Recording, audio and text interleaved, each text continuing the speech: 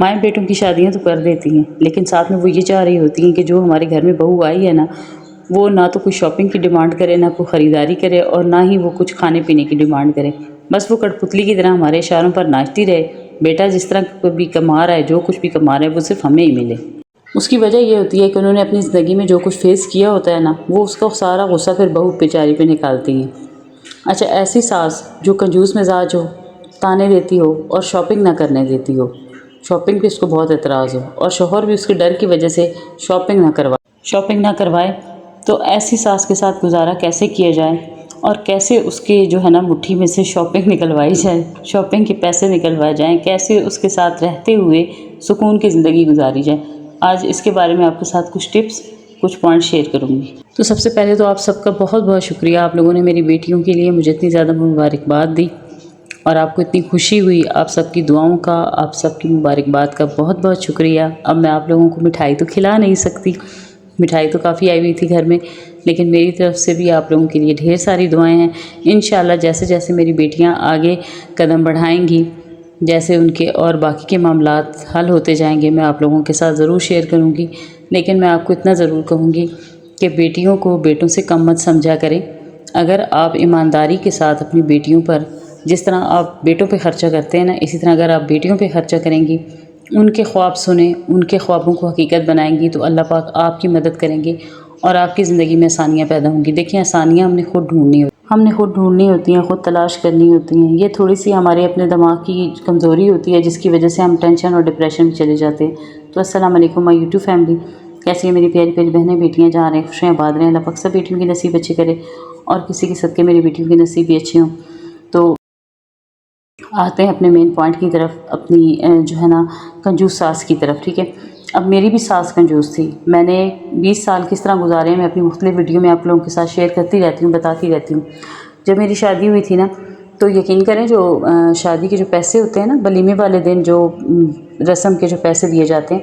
کئی خواتین نے مجھے آ کے جمع کروائے، میرے پاس مجھے دیے، اور مجھے دیتے گئے، تو میری ساتھ میری کزن لیتی گئی۔ شام کے وقت وہ سارے پیسے میرے پاس تھے، لیکن میری ہسبینڈ کو کہا گیا کہ آپ نے اپنی بیوی سے سارے پیسے لے لینے ہیں اور بڑے بھائی کو دے دینے ہیں، انہوں نے خرچہ کیا ہوا ہے۔ مجھے ایسے ہی کہا گیا، میں نے اٹھا کے رات کے وقت سارے پیسے ان کو دے دیے، اور میرے بڑے جیٹھ نے بالکل یہ نہیں کہا کہ سارے پیسے ایمانداری سے ہمیں واپس کر رہی ہے، تو اس میں سے تھوڑے سے تم رکھ لو۔ خیر، ان کے گھر کا ماحول اس طرح کا تھا، میرے سسرال کا۔ اچھا، پھر کچھ دن گزرے، میرے ہسبینڈ صاحب جاب پہ اپنی آرمی میں تھے، نوکری میں چلے گئے۔ انہوں نے نہیں پوچھا میرے ہسبینڈ نے کہ مجھے کوئی جیب خرچ چاہیے یا دینا ہے اس کو، نہیں، بالکل بھی نہیں۔ میری امی مجھے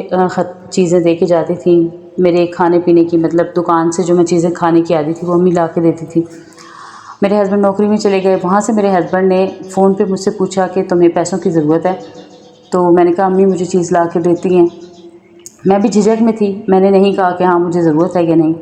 میرے ہسبینڈ نے میرے کزن اپنے چھوٹے بھائی کی طرف میرے لیے پیسے بھیجے تنخواہ میں سے نا، کہا کہ اس کو جیب خرچ دے دینا۔ میرے کزن نے اس میں سے بھی ہاف خود رکھے اور ہاف مجھے دے دیے۔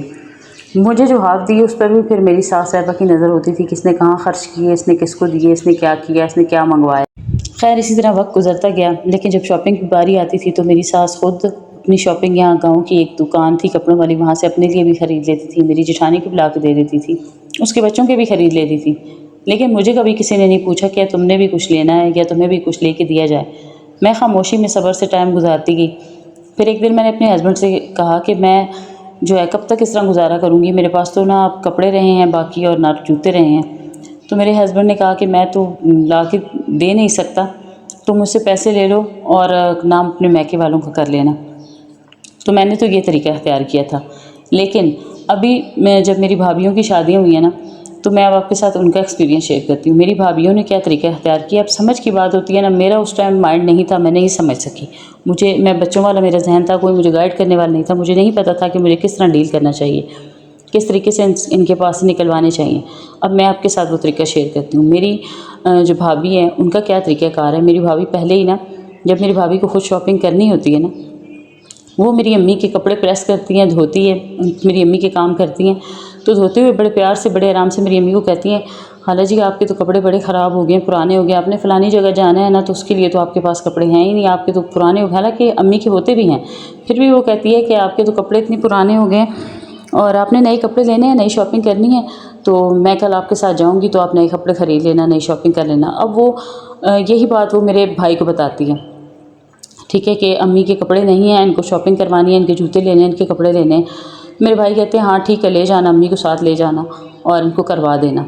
اب جب میری امی میری بھابھی کے ساتھ جاتی ہیں تو سب سے پہلے میری امی کی کپڑے لیے جاتے ہیں، ان کی چادر، جو انہوں نے باہر کر کے جانی ہوتی ہے، ان کے جوتے، مطلب غرض یہ کہ میری بھابھی میری امی کی چھوٹی سے چھوٹی چیز پہ بھی ان کی نظر ہوتی ہے، میری امی کی پرسنل ہر چیز پہ نظر ہوتی ہے اور ہر چیز وہ خرید کے دیتی ہے۔ جب وہ میری امی کو ساری چیزیں لے کے دے دیتی ہے نا، اور خود وہ جاتے ہوئے ساتھ پرانے کپڑے پہن کے جاتی ہے، چپل بھی اس نے پرانے پہنے ہوتے ہیں، وہ بھی پہن کے جاتی ہے وہاں پہ۔ پھر جا کے جب میری امی دیکھتی ہے کہ اس نے تو مجھے سب کچھ لے کے دے دیا اور اس نے اپنے لیے کچھ بھی نہیں خریدا، تو میری امی تو سمجھدار ہیں، خیر سے سمجھ جاتی ہیں، تو میری امی کہتی ہیں کہ جاؤ تم بھی اپنے لیے کچھ خرید لو نا۔ تو میری بھابھی کہتی ہیں نہیں، اس مہینے تو بالکل بجٹ نہیں ہے، آپ کی لے لی ہے نا، پھر اگر گنجائش ہوئی اور آپ کے بیٹے نے اجازت دی تو پھر اگلے مہینے لے لوں گی، ابھی نہیں لوں گی۔ یہ ہوتی ہے سمجھ۔ اب وہ جب لے کے آتی ہیں میری امی ایک دفعہ، پھر میری امی اگلے مہینے تک اس گلڈ میں رہتی ہیں کہ میرے پاس سب کچھ ہے اور اس نے جوتے بھی پرانے پہنے ہوئے ہیں، اس کے کپڑے بھی اچھے نہیں ہیں۔ پھر میری امی کہتی ہیں میرے بھائی کو، خود کہتی ہیں کہ میری تو ہو گئی شاپنگ، سارا کچھ، تمہاری بیوی کے جوتے بھی ٹوٹے ہوئے ہیں، اس کے کپڑے بھی اچھے نہیں ہیں، تمہارے بچوں کے بھی نہیں ہیں، اب اگلے مہینے تم ان کی طرف پیسے بھیجنا تو یہ اپنے لیے شاپنگ کریں گی۔ پھر بھی جب میری بھابھی دوبارہ اپنی اور بچوں کی شاپنگ کرنے جاتی ہیں تو میری امی کو ساتھ لے کے جاتی ہے، کہتی ہے آپ خالہ میرے ساتھ آئیں گی۔ امی ساتھ جاتی ہیں، میری بھابھی کا جو جی میں آتا ہے وہ خریدتی ہیں، جس چیز پہ ان کا دل چاہتا ہے وہ خریدتی جاتی ہیں، اور میری امی کوئی اعتراض نہیں کرتی ہیں، اور واپسی پہ میری امی کو ہوٹل سے اچھا سا کھانا بھی کھلایا جاتا ہے، میری امی خود بڑے شوق سے کھاتی بھی ہیں۔ جب گھر آتی ہیں نا میری امی بڑی خوش ہوتی ہیں، بڑا موڈ ان کا اچھا ہوتا ہے۔ اسی طریقے سے اس کا یہی طریقہ ہے میری بھابھی کا گھر کے باقی چیزیں خریدنے کا بھی، باقی بھی جو سامان ٹوٹا ہوتا ہے، جو چیز ریپیئر کرانی ہوتی ہے، جو کچھ کرنا ہوتا ہے، میری بھابھی جو ہے طریقے سے میری امی سے کہہ دیتی ہیں کہ یہ چیز اس طرح خراب ہے تو اب میں تو نہیں کہوں گی، آپ کا بیٹا میرا تو کہنا نہیں مانتا، مجھے تو غصہ ہوتا ہے، میں آپ ہی جانے اور وہ جانے۔ میری امی کو جب وہ یہ اس طریقے سے بات کہہ دیتی ہے تو اس نے میری امی کے مائنڈ کو پڑھا ہوا ہے، میری امی خود میرے بھائی سے بات کرتی ہے اور وہ کام ہو جاتا ہے۔ آپ لوگوں کو اتنی بات بتانے کا مقصد یہ ہے کہ کنجوس ساس کے ساتھ گزارا کیا جا سکتا ہے۔ میری امی کافی سخت مزاج ہیں، کنجوس مزاج بھی ہیں، ٹھیک ہے، ان کا بھی ویسے ہی عام ساسوں کی طرح ان کا بھی ایسا ہی ذہن ہے کہ جو ہے بچت کرو بچت کرو، ظاہر ہے وہ بھی بچوں کے لیے بچت کرتی ہیں، لیکن ساتھ میں اگلے بندے کی ذہن کو سمجھنے کی ضرورت ہوتی ہے۔ اب یہاں پہ آپ کو بتانے کا مقصد یہ ہے کہ اگر آپ کی ساس بھی کنجوس ہیں، آپ کو نہیں شاپنگ کرنے دیتی، اعتراض کرتی ہیں، تھوڑا سا پیار سے، تھوڑے سے سلیقے سے، تھوڑے سے طریقے سے، اگر آپ یہ سوچیں نا کہ میرے شوہر کی کمائی ہے، ان پہ لگ جائے گی، خرچ ہو جائے گی تو میرے لیے کچھ نہیں بچے گا، میں ان کو نہیں خریدنے دوں گی، تو آپ بھی بیچ میں ایسے ہی رہ جائیں گی۔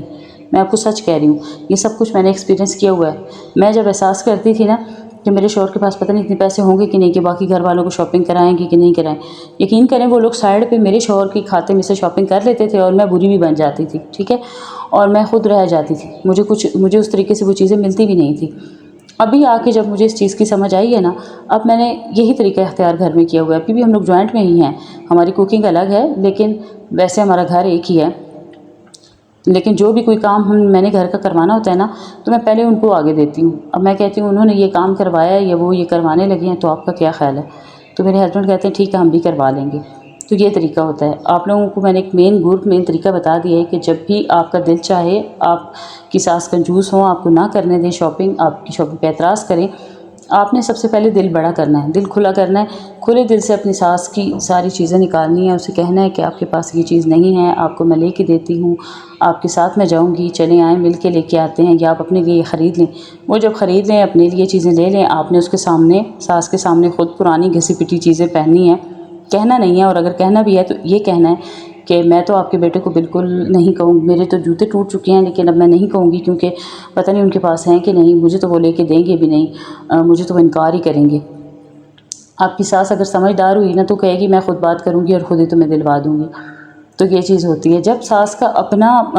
جو ہے نا اندر سے، اس کے اپنے اندر سے یہ چیز ختم ہو جاتی ہے نا کہ اس نے لے لی تو مجھے نہیں ملے گی، وہ وہاں پہ خود بخود آپ کو کروا دیتی ہے، وہ وہاں پہ خود بخود آپ کا خیال کرنے لگتی ہے۔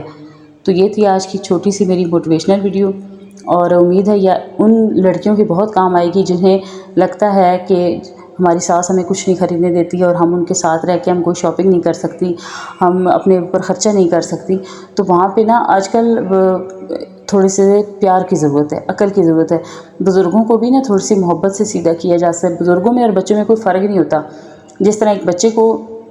جب ایک چیز پسند آ جاتی ہے اس نے لے کے ہی چھوڑنی ہوتی ہے، اس کو چاہے وہ اس کے لیے